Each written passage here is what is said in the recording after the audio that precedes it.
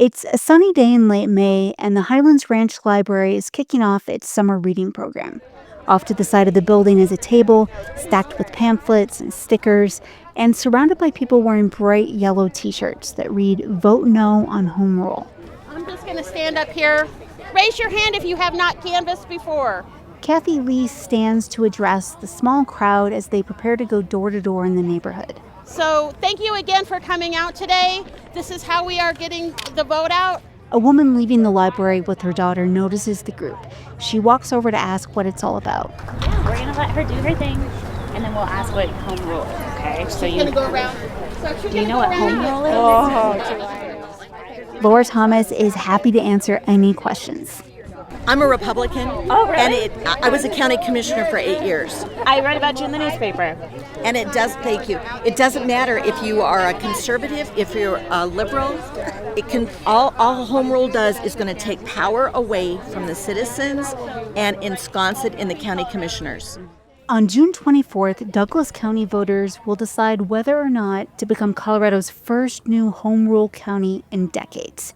It's an effort that stirred up a lot of strong feelings and competing claims about what it would mean for this fast-growing part of Colorado.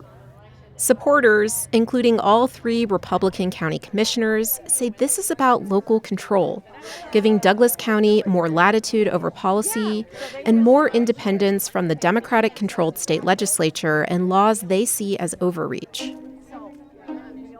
But some residents are skeptical that what the commissioners are promising won't be what the county actually gets. A group called Stop the Power Grab has been organizing events like this canvassing launch at the library. The opposition here isn't clear-cut. It doesn't fall on party lines or anything. Instead, it's people worried about why the commissioners want to do this and why they want to do it now. We didn't know this was coming, and so most of the community has no idea. Kelly Mayer lives in Highlands Ranch and helped organize this event. They are trying to change our governmental structure in Douglas County, and we don't even know what that could mean for us. The debate has heated up.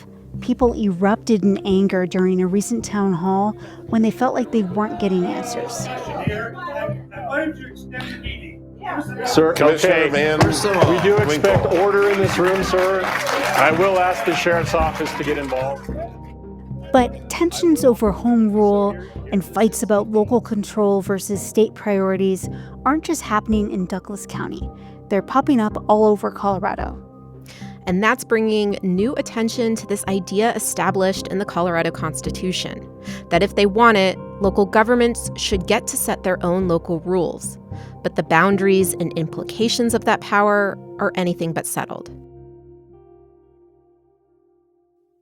This is Purplish from CPR News and the Colorado Capital News Alliance, a show about Colorado politics and policy. I'm Benta Birkland, and joining me for this episode is our producer on Purplish, Stephanie Wolf. Hi, Steph. Hey, Benta. It's good to see you officially in front of the mic for this episode. It feels weird, but I'm happy to be here. We pulled you in for this episode because you've been out in Douglas County really looking at the debate there over home rule. Yeah, and boy, it's really taken me down a rabbit hole into this whole idea of what it means to be a home rule county or city, and how that affects the way local governments are set up and what they have control over. Like we said, Douglas County isn't the only place where home rule is a big issue right now. Some cities are also challenging the state over development laws, and home rule has a starring role in that fight. So we thought this would be a good time to really dive into what home rule is and why people get so worked up about it.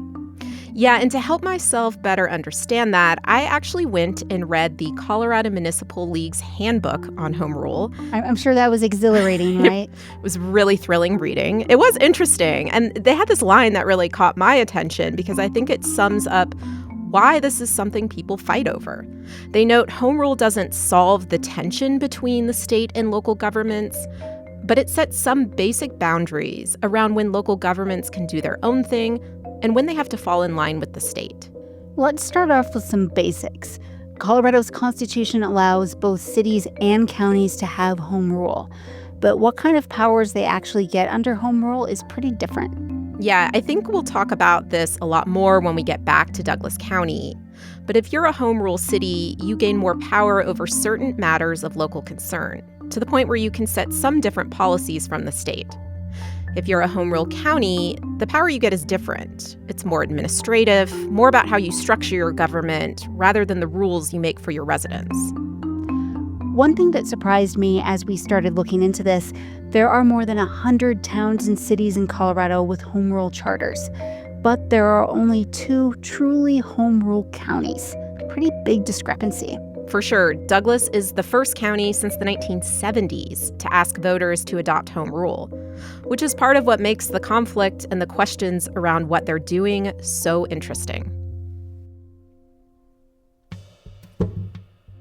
Steph, given how unusual it is for a county to adopt home rule, I think the first thing I want to understand is why county commissioners in Douglas County want to do this. You and a lot of other people. The commissioners have given a few different reasons. One big one is that they don't like how the state has handled things recently. It's not that deep. This is all about local control. This is Commissioner Abe Layden speaking at a town hall in late May. And the question I invite you all to ask yourselves, which I've been asking myself for 7 years as a commissioner, is are we okay with how the state handled COVID-19 and the pandemic? Right. Are we okay with how the state has enabled illegal immigration? Yeah. Are we okay with how the state has handled homelessness? And are we okay with how the state has handled land use and public safety in Colorado? That's a sentiment we've heard a lot from conservative communities as Colorado's gotten bluer. So this Commissioner Layden, he thinks local control will help Douglas County set different policies. Pretty much. The commissioners have pitched home rule as a way to assert their independence. I talked to another one of the commissioners, George Teal. He feels that the state is encroaching more and more on local issues with, quote, blanket mandates. Well, the neat thing about having a home rule charter is we become a separate legal entity from the state of Colorado. It's not secession. We are still in the state of Colorado, but we are not a legal arm of the state of Colorado anymore. And we are, just like a home rule municipality, a separate legal entity. And that's not what we are as a statutory county. So for them, this is a way to fight back against a legislature they see as increasingly overstepping and telling their residents how to live? Exactly. But I have to say, I think there's an issue with that argument because I talked to a handful of people who really know this topic. And when it comes to home rule for counties, they say that's not really how this works. I heard that too, that county home rule doesn't mean a county suddenly has a bunch of legal independence and authority separate from the state. Yeah, legal experts I spoke with say the fundamental nature of a county in Colorado is that it's a function of the state government, overseeing coroners, jails, elections, and such, things the state sets the rules for. The state has given counties some more city-like powers over the years, like zoning authority and county-level sales tax. But I heard again and again that county home rule isn't about gaining new powers.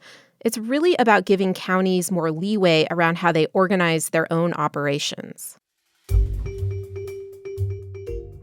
One of the people who really walked me through this was Weld County Attorney Bruce Barker.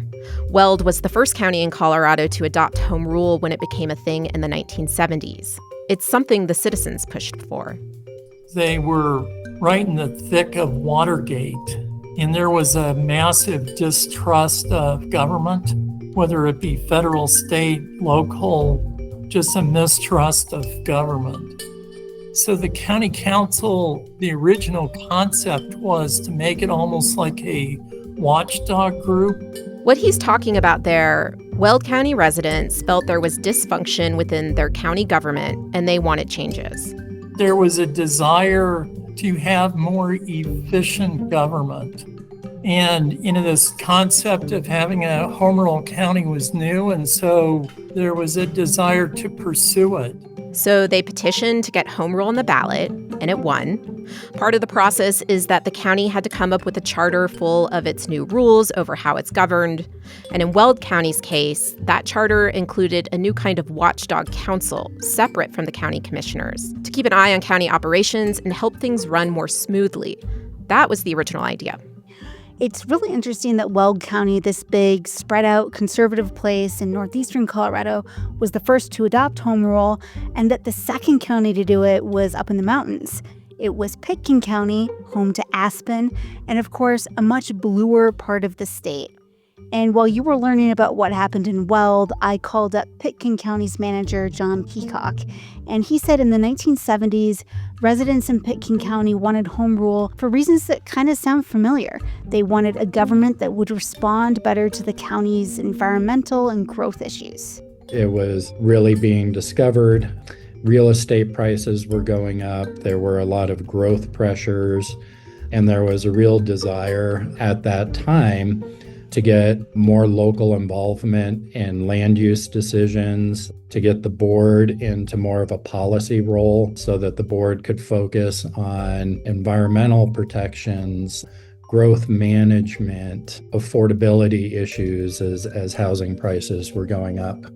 So like Weld County, it sounds like this was very much about restructuring local government to better serve local concerns. Yes, that's exactly right. And here's how Peacock described it. What home rule status does is it gives counties more agility in administration, combining departments, adding our own ethics rules, how we're structured to make decisions.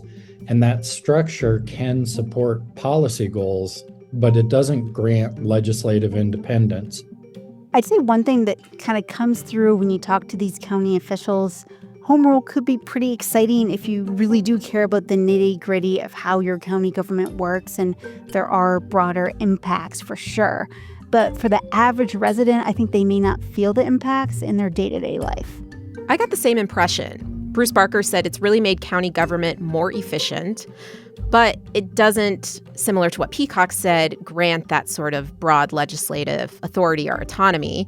And he had kind of a great story to illustrate that. He was telling me about how a few years ago, a bunch of conservative counties declared themselves Second Amendment sanctuaries. I covered this. They were unhappy with gun laws the Democratic legislature was passing and wanted to send a message. Exactly. These were resolutions, as Barker put it, with no legal teeth. But when Weld County's commissioners passed their resolution, I started getting phone calls from gun owners that were saying, well, because we're home rule and we have our own constitution, meaning the charter, that just means those laws bounce off of anyone who lives in Weld County. And I'm like, that is not what it means at all. You still have to comply with those state statutes. I'm sorry you think otherwise, but it's just not true what you're thinking.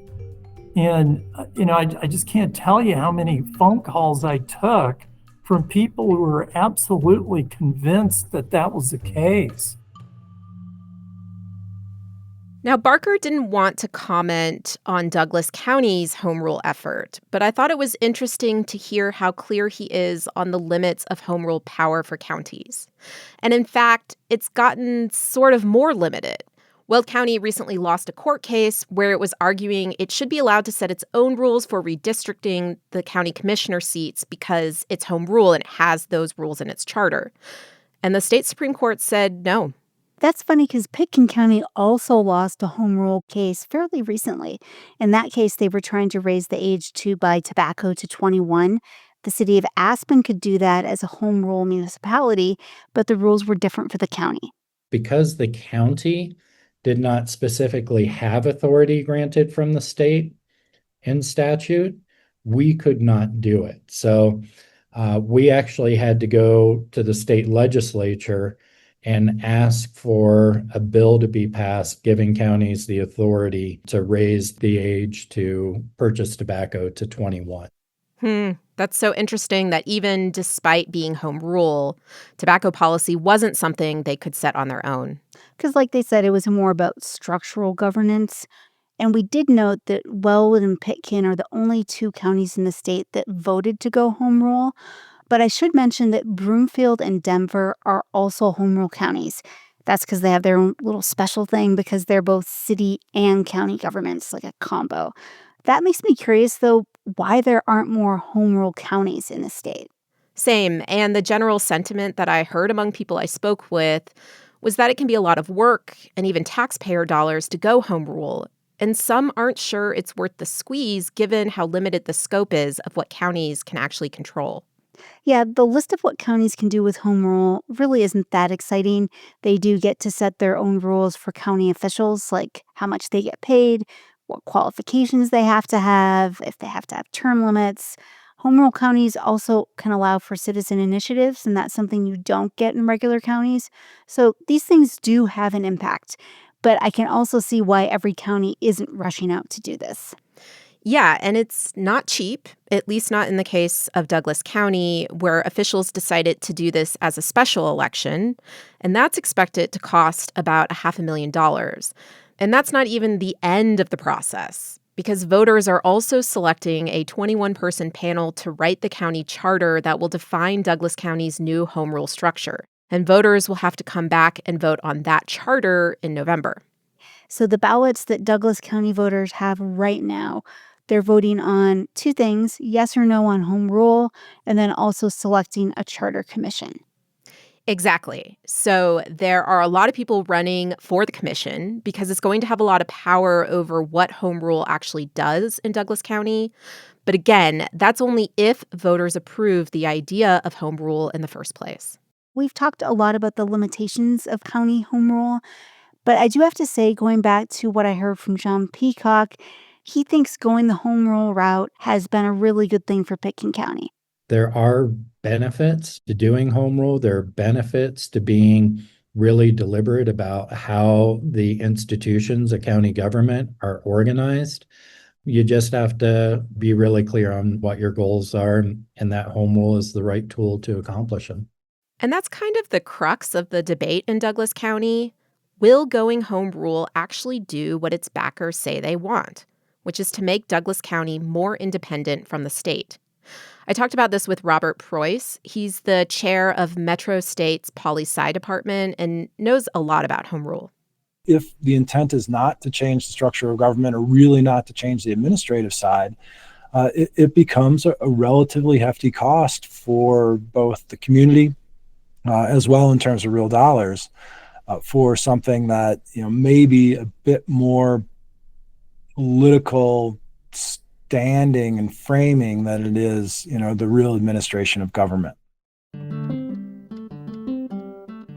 Steph, you've spent a lot of time talking to opponents of this Douglas County home rule effort. Why don't they want this? Is it the cost of the election? That's part of it, but they mainly say this whole effort doesn't add up for them. When I was at that Canvas launch that we heard a bit of at the beginning, I met Angela Thomas. She's run for county commissioner in the past and has served in some leadership roles with the Douglas County Democratic Party. I should also say she is running for a spot on the Charter Commission. And she really questions why it was the county commissioners who put this on the ballot and not citizens. When I think about local control, I think about it coming from the people, and I look at, we have 8 weeks to write a charter, and I don't think that's sufficient time to address all the issues that need to be addressed. It's simply a rushed process, which makes me believe that they already have a charter written, and they would just want someone to rubber stamp it. Yeah, sorry about that horn honk. That is the hazard of reporting in parking lots. You get horns honking every now and then. But I think it's worth noting again that this debate doesn't neatly fall along party lines. I talked with Republicans, Democrats, and independents who are against this home rule measure. And they keep asking about the why. Why do this? What problem are county commissioners trying to solve with home rule? And why is it so urgent that they have to do this with a special election, which will likely have lower turnout, instead of folding it into a regular one? Some worry what the commissioners really want to do, like is it making changes to term limits or salaries for county officials? I will say, though, Commissioner Teal did tell me directly those aren't things that he's interested in. Where's the money in all of this? Who's funding the two sides?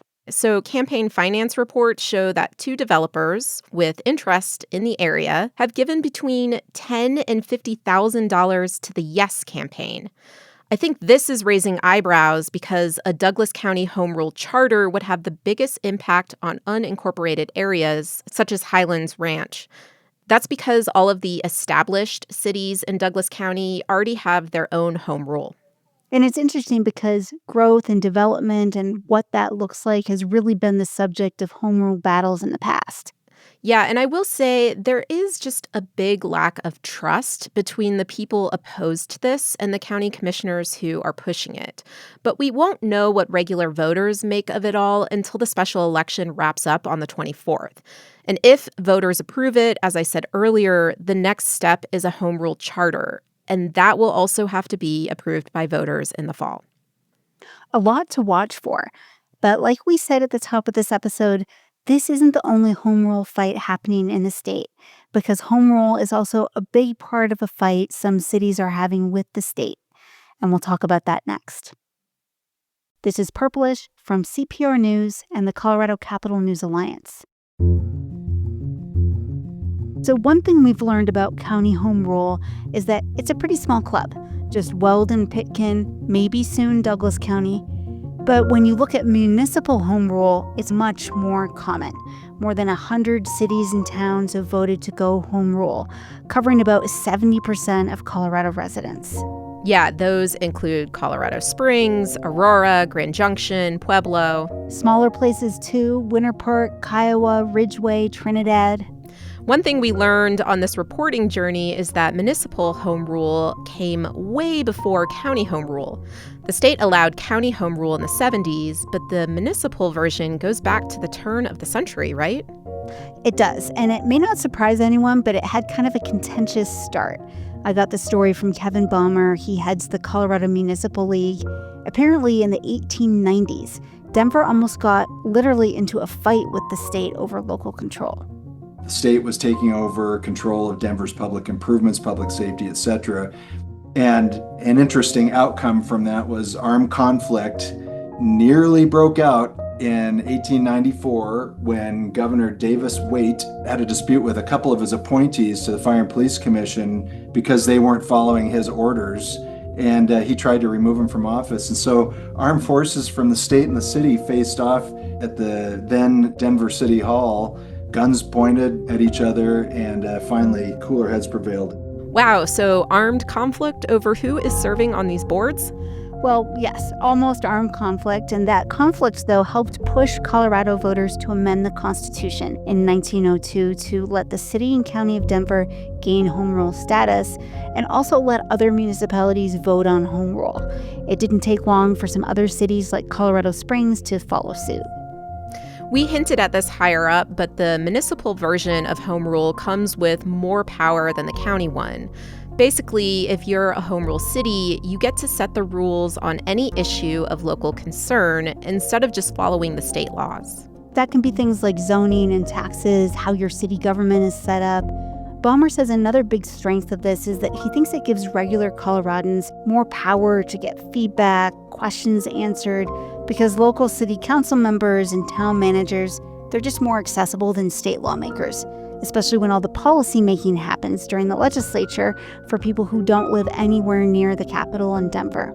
They have way more access than they do to, the 3 minutes you might get testifying before a committee at the state legislature, or, maybe you're lucky enough to get a minute or two at a legislator's town hall. It's not the same, and it's an important distinction that should be celebrated and not attacked. There seems to be a lot more clarity on what it means to be a home rule city compared to a county. I guess because there are so many more of them, and they've had longer to get into legal fights with the state over it. I think that's right to a degree, but that doesn't mean it's a settled issue. In fact, I mentioned zoning. There's a big legal fight right now over whether the state can tell cities what to do with their zoning in certain areas. Yes, we covered the early brewings of this fight on a previous episode of Purplish. So basically, Governor Polis and some lawmakers believe that because the impacts of suburban sprawl are felt across community lines, things like increased traffic and air pollution, The state should have the power to tell cities that they have to allow denser development. Housing is an interjurisdictional regional issue. That's why it's an issue of state concern. I mean, you can't, when what one community does affects housing prices in other communities because people have a choice of where to live, how far their commutes are. You know, in a 20-minute drive in the metro area, you can go across 14 jurisdictions. So, it's really about how we address this as a state. Needless to say, a lot of cities don't see it that way. A month ago, a half dozen home rule cities actually filed a lawsuit against the state. They argue that zoning is a local issue and so entirely under their authority, and they want the court to get the state to back off. I remember doing a ride-along with the mayor of Westminster for that Purplish episode back in February, and she said she would, quote, die on local control. Another kind of wrinkle in this is even as cities are legally pushing back, Governor Polis has been trying to find new leverage to get them to do what he wants. He signed an executive order recently requiring cities to show they're enacting new state laws on housing and density or risk losing some state grants. His argument, if you want this state money, you have to follow these state laws. So obviously there's a lot of feelings all ways, but what we're basically saying is, hey, we have limited state dollars. They need to go to communities that are part of the housing solution, which is a statewide challenge. We want communities to go above and beyond. And that's how we get to this lawsuit that you mentioned earlier. So I'm curious, what did Kevin Baumer say about all of this? You may be shocked to hear this, Steph, but the head of the Municipal League is backing the cities, which, I know isn't a surprise. But in case anyone's curious, the ones in the lawsuit are Aurora, Greenwood Village, Arvada, Westminster, Glendale, and Lafayette. Baumer says he thinks there's been an erosion over the years of respect for local control from state lawmakers. This is something that I don't think that there's a firm grasp of under the Gold Dome by a lot of folks, but because it's constitutional, the legislature can say, and often does, all it wants about something being a matter of statewide concern or mixed state and local concern, but that does not make it so, and only the court of legal opinion can make that ultimate determination. Cities in this lawsuit said they really feel like the state is trying to strip away the ability of people to have a voice in their own communities. And the legal case could provide a lot more clarity on the parameters of local control. Is there a lot of controversy about the overall goal of what the governor and some Democrats are trying to do? It's not a policy issue like abortion or guns. I think pretty much all sides back the idea of making housing more affordable, making it easier for people to commute, to work, and go recreate. But it's just when you get into those details about how it's done, that's where it gets sticky. And they're clearly pointing fingers at each other about why there haven't been bigger solutions to address these issues. Yes, all sides kind of blame each other for not going about this the right way. Local governments say, look, the state should work with us, not against us. We could accomplish a lot. Then Governor Polis said communities should be using taxpayer dollars to try and lower housing costs, not fund a lawsuit. Someone I spoke with for this reporting reminded me of the slogan, "Think globally, act locally." And I think this in many ways captures the challenge of home rule in the modern era. In an increasingly interconnected world where issues like climate change, water scarcity, etc., don't abide by city and town boundaries. What will all of that mean for home rule in Colorado going forward? Like we said, trying to define an issue of local concern is something Colorado has been grappling with since the beginning of home rule and right now. It's a phrase not explicitly defined in the state constitution. That means there's some gray area, part of that eternal tension. And one thing we do know is if Douglas County does go down the home rule path, there's a good chance we'll see more court cases testing the powers and limits of home rule in Colorado.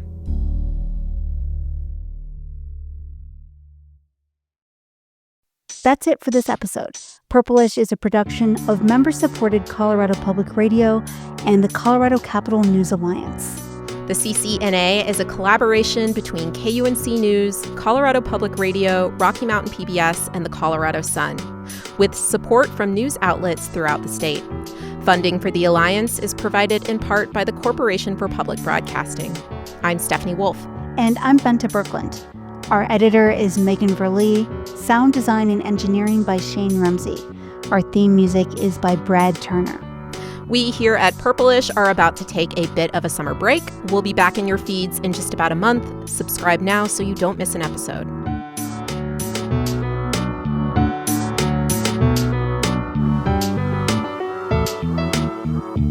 This is Purplish from CPR News and the Colorado Capital News Alliance.